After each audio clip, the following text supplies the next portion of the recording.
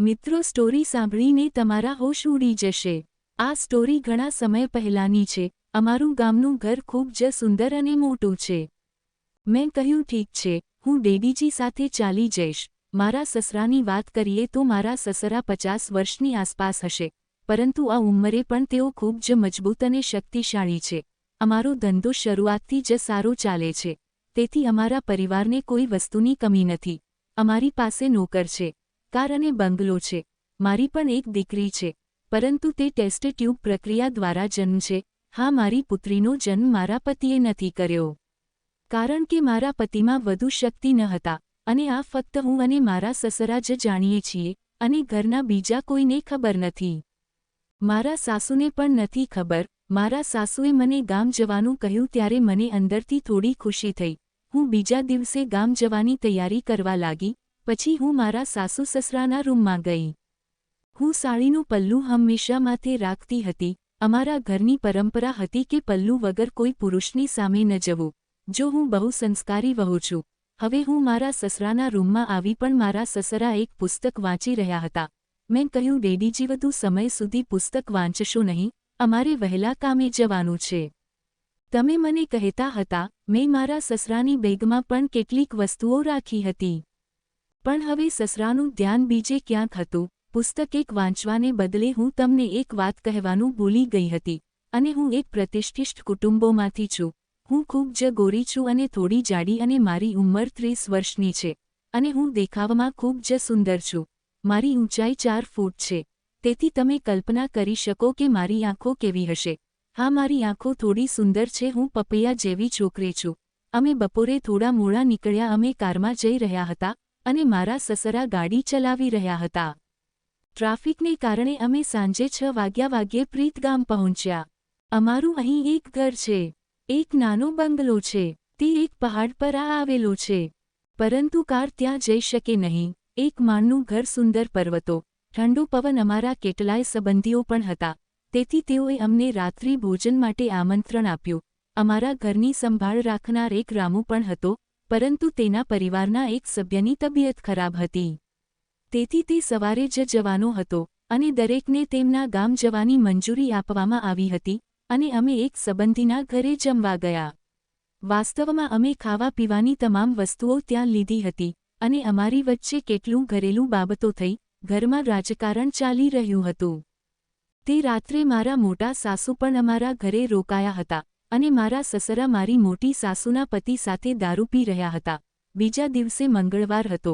બીજા દિવસે સસરા તેમના કામે ગયા હતા, અને હું મારી મોટી સાસુ સાથે હતી। તે રાત્રે અમે મારી મોટી સાસુના ઘરે જમ્યા હતા, અને મારા સસરા મારી મોટી સાસુના પતિ સાથે ઘરમાં દારૂની મજા માણી રહ્યા હતા। મારા સસરા પણ દારૂ પીવે છે, પણ તેને મારા પતિ જેવી આદત નથી। પછી સસરાથી ત્યાં નીકળી ગયા। વહુ, હું બંગલે જાઉં છું, મોટી સાસુએ કહ્યું। તમે જાઓ, થોડીવાર વાત કરી છે। હું પણ મોટી સાસુના ઘરેથી નીકળી ગઈ। બહાર જોરદાર વરસાદ પડી રહ્યો હતો, તેથી મારી મોટી સાસુએ મને છતરી આપી, અને હું મારા માથા પર સાડીનું પડલું હતું। જ્યારે હું ઘરે પહોંચી ત્યારે મારા સસરાએ ફરી દારૂ પીને ટીવી જોતા હતા। હું ઘરે આવી પણ વરસાદ અને પવનને કારણે મારું ઘર ઘણું મોટું જ હતું। તે બંગલો હતો, પણ મને આ ઘર ગમે છે। નીચે એક હોલ હતો, અને ઉપર કેટલાક રૂમ હતા, અને હું અંદર આવી કે તરત જ મેં મારા સસરાને કહ્યું કે દરવાજો અને બારીઓ બંધ કરો, નહીં તો પાણી અને મચ્છર અંદર આવી જશે। પછી ડેડીએ બારી અને બારણા બંધ કરી દીધા, અને પછી અચાનક ઘરની વીજળી ચાલી ગઈ। ચિંતા કરવાની કોઈ જરૂર નથી, કારણ કે અમારા નોકર પહેલાં જ મીણબત્તીઓ પ્રગટાવી ચૂક્યા હતા। મેં કહ્યું, ડેડી, મારી થોડી મદદ કરો। ડેડીએ કહ્યું, વહુ, હું તમને કેવી રીતે મદદ કરી શકું? મેં કહ્યું, ડેડી, મીણબત્તી મારી સાથે લઈ જાવ। ડેડીએ કહ્યું, વહુ, આપણે ગમે તેમ નીચે જવું નથી, ચાલો ઉપરના માળે જઈશું। પછી અમે ઉપરના માળે રૂમમાં ગયા। ડેડીએ ખૂણાના ઘરના ખૂણામાં મીણબત્તી રાખી। પછી હું બાથરૂમમાં ગઈ અને ડેડીને બોલાવીને કહ્યું, ડેડીજી, અહીં આટલી બધી ગટર કેમ ખુલ્લી છે? તમે જુઓ અને પાણી બંધ કરો। ડેડીજી બાથરૂમમાં આવ્યા અને નળ બંધ કરવા લાગ્યા, પણ ભૂલથી મને ફરી મોકલવામાં આવ્યા। હા, મેં વાદળી રંગની સાડી પહેરેલી હતી, અને સાડીનો પલ્લું મારા માથા પર હતો। ત્યારે મેં જોયું કે ડેડીજી ચૂપચાપ મારી સામે જોઈ રહ્યા હતા। વરસાદને કારણે મારી સાડી સાવ ધોવાઈ ગઈ હતી, અને ડેડીજી મારી સામે જોઈ રહ્યા હતા. એક દિવસ એવું બન્યું કે હું ઘરે આવી અને મેં અરીસામાં જોયું તો સામેથી મારી સાડી ઘણી ફેલાઈ ગઈ હતી, જેમ કે સાડી પારદર્શક હતી. મારી સુંદરતા દેખાતી હતી, સાડી પાછળથી પલળી ગઈ હતી. પછી હું થોડી વસ્તુઓ લઈને ઘર તરફ ગઈ. પછી મને પણ મજા આવવા લાગી. હું જાણી જોઈને ડેડીજીની આસપાસ ફરવા લાગી.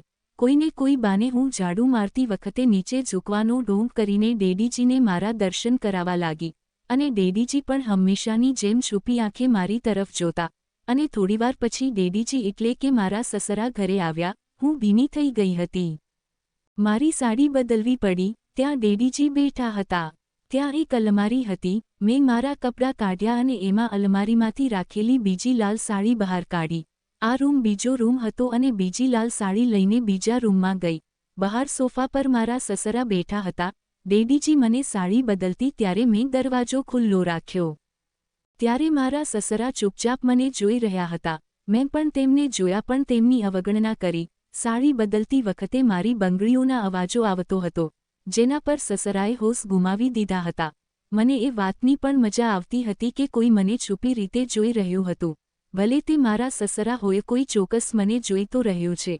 ડેડીજી હોલમાં બેઠા હતા. હું જાણતી હતી કે તેઓ મારી ક્રિયાઓ જોઈ રહ્યા હતા. મને ખબર પડી કે ડેડીજી તૈયાર છે.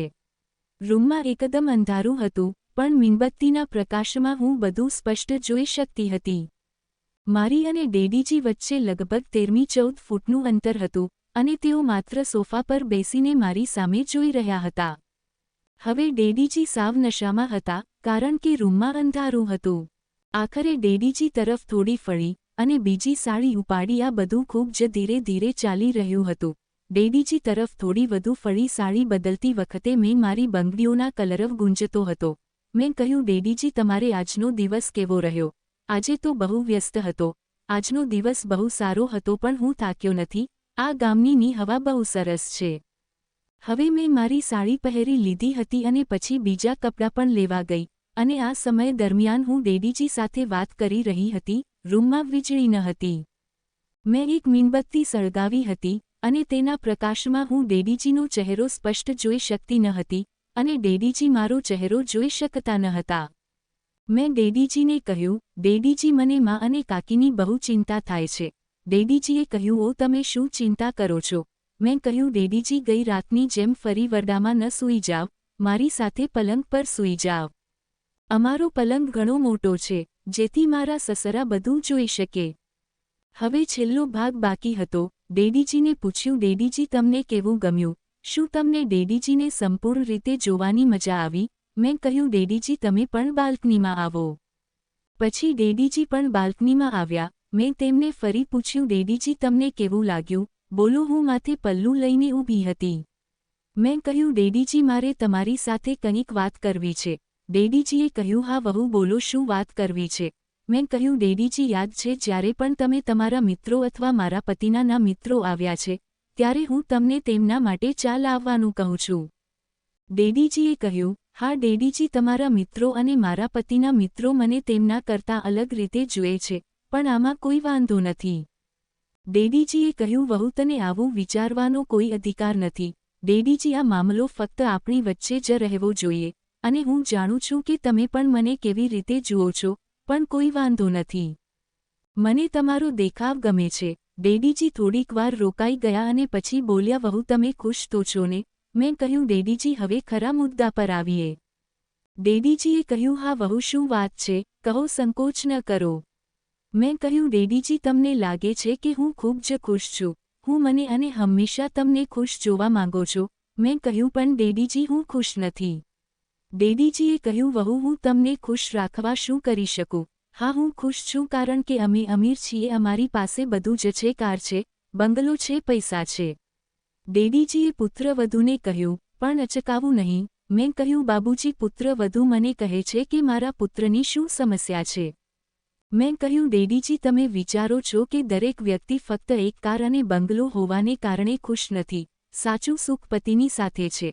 હા, તમે તમારી પત્ની એટલે કે સાસુ સાથે કંઈ પણ કરી શકતા નથી.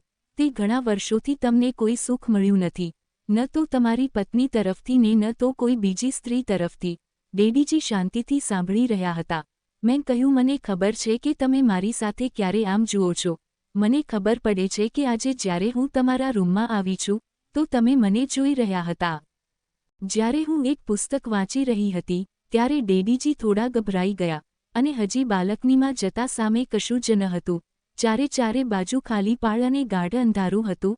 એટલે ડેડીજીએ કહ્યું, વહુ બહુ સુંદર છે. તમે કંઈ બોલો છો? તો ડેડીજીએ કહ્યું, વહુ તમે તો બહુ સારા છો, તમે મારી સૌથી વહાલી વહુ છો. મેં કહ્યું, અરે. હવે ડેડીજી પોતાના પર કાબૂ ન રાખી શક્યા અને મને પકડીને રૂમની અંદર લઈ ગયા. ત્યારે ડેડીજીએ કહ્યું, હો તમે એકદમ અનોખા છો. મેં કહ્યું, ઠીક છે બાબુજી, મને એવું જ લાગે છે. તો આવી જ સ્ટોરી સાંભળવા માટે ચેનલને સબસ્ક્રાઇબ અને વિડીયોને લાઇક કરજો મિત્રો. ધન્યવાદ.